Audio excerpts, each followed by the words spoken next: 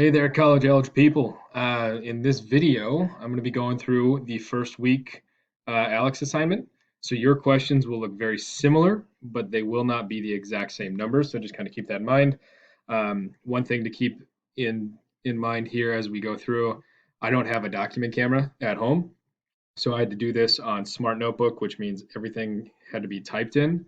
So you'll have to forgive some of the explanations might not be as robust as some of you might want, but hopefully the verbal explanations will work, coupled with the work off to the side. And as like always, if at any point something doesn't make sense, please let me know, email me, or hey, it's a video, if you ever need to pause and rewind, you certainly have the freedom to do so. So first one, we have a composite figure here. We need to find the area. Easiest way to do this is to split it into two smaller rectangles. So I split it right here. I put a little imaginary line in right there. So I have a 4x4 box up top. That would be 16.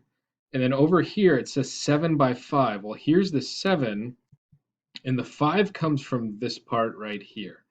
Now I know that that's 5 because the overall length was 9, and if this was 4, then that would have to be 5. So once we do those, we have our two separate areas. We multiply, we add, we move on. This next one's a little bit convoluted the way it asks. So you have a rectangle with dimensions given, so 95 by 60. So here I just made a little hypothetical rectangle. We'll call that 60. We can call that 95. We want to find the length and width of another rectangle that would have the exact same perimeter. So this is a key that we have to kind of work in, but a smaller area. Well, if you want to have the same perimeter, what you can do is just subtract any value you want from one number and add that to the other. And mathematically, it'll work out to have the same perimeter. So I could say 96 by 59, that has the same perimeter, but the area will be slightly different. So this one, you can have several different answers. I decided to keep things nice and easy. I would subtract 10 from both pieces. That's a terrible 10, but sorry. So if I added 10 and subtracted 10, if I add one and subtract the other, I would get 105 and 50. That would have a different area than the original, but the perimeter would still be the same. All right, next up. Here we have a problem in which they give us the perimeter. They tell me the perimeter is 90. In case you forgot, the perimeter is when you add all four sides together. Since we're dealing with a rectangle, I know that this side length here is the exact same as this side length over here. And I don't have the ability to draw straight lines on a trackpad, my bad. So that 5z minus 2 shows up 2 times. That's why I'm multiplying here by 2. Same logic for the 4z plus 2 side length. So if we add all four sides together, we set that equal to 90. The hard part for this comes in the setup. And from here on out, it's just straight algebra. So we distribute in, we'd combine like terms, get our variable by itself. Now, some of you might be tempted to stop right there. You solve for z, and then you want to be done. Well, keep in mind, this is asking to find the side length of PQ. Well, PQ is this side length right here.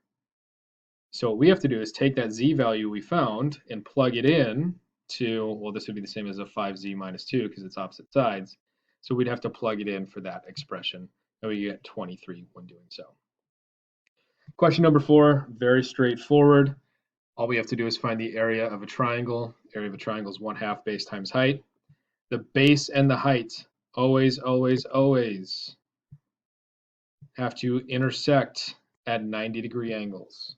All right, so keep an eye out for the right angle. That will tell you what is your base, what is your height. All right, next up, area and circumference of a circle. I've got the formulas for you listed right here in case you've forgotten. So area is pi r squared, circumference is 2 pi r, or pi times diameter, same thing. Here they tell me the diameter of this circle is 2 feet, which means if I wanted the radius, that would be half of that. So the radius is 1. So I just plug in 1 for radius, and I can do that for both area and circumference formulas, and I would get 3.14 feet squared for area and 6.28 feet for circumference. Keep in mind with these problems, it asks us to round and use 3.14 as our pi value. Number 6, we have a circumference given to us is 157. So they're giving us a value, and we want to know what is the diameter. Well, if I'm looking for diameter, I'm going to use this formula instead of the 2 pi r. I'm going to use pi times diameter. Keep in mind, it's the same exact thing. This is just one less step that I have to do. So I'm going to use the formula here. Circumference equals pi times diameter, and I plug in what they give me. 157 is their circumference. They say to use 3.14 for pi, so I just divide that over for the diameter, and when I do so, I would get 50 yards. All right, number 7. Number 7, we have similar figures.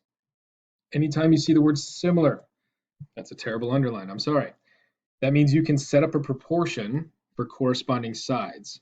So here I know 3 pairs up with 4.2 and 5 pairs up with the side length x, just like 2 would pair up with 2.8, 4 would pair up with 5.6. What I want to do is set up a proportion, so 2 ratios set equal to each other. And once I have my proportion set, all I have to do is cross multiply, and you'll see the work down here. And once we have it set up, it's a pretty straightforward problem to solve. Moving on, number 8. Number 8, we have to find 2 separate angle measures. Well, I highlighted the blue ones here. And the reason for that is these angle pairs are called vertical angles. Anytime you have angles that are opposite each other, when 2 lines intersect, so kind of make an X shape, those are vertical angles and those are always congruent. So we are essentially given a freebie answer. Next, I have the angle 67 and 6x plus 95. Those together are on a straight line, and straight lines are 180 degrees. So these 2 angle measures here have to add up to be 180, which is exactly the work that I have shown. 67 plus 6x plus 95 equals 180. From there, we just go through and solve. Combine like terms, solve for your variable.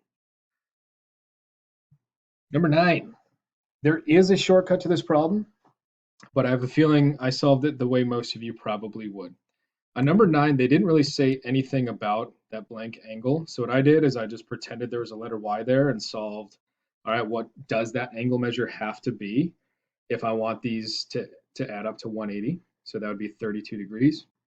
Once I have that angle measure, I now have 3 angles to make a triangle, right? And 2 of those 3 are known.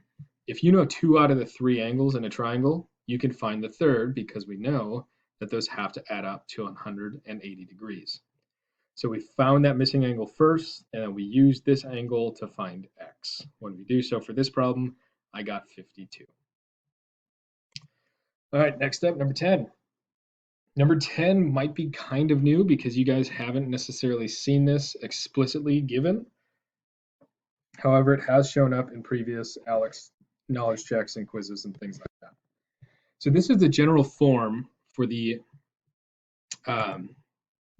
graphing of a circle.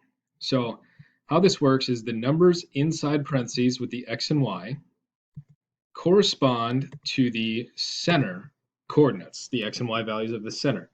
Now we have to keep in mind that it's always going to be the opposite of what you'd see in the parentheses. So if I have an x minus 3, that gives me a positive 3 as my x value.